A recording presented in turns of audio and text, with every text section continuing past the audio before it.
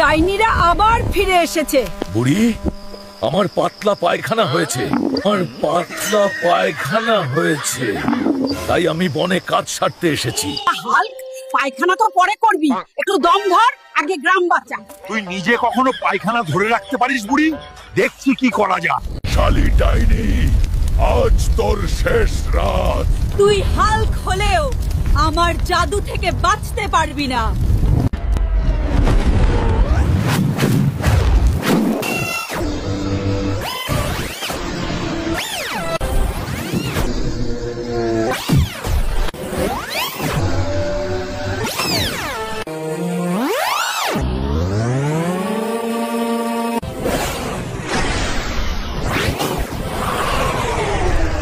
ভয়ানক নই, আমি অভিশপ্ত।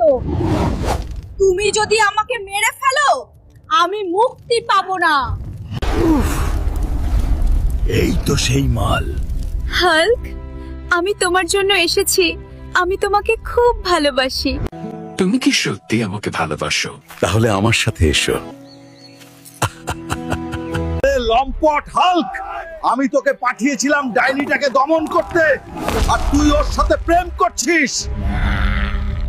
দাদা, চিন্তা করিস না, এবার খেলা শুরু হবে। আমি না তোর প্রেমিক।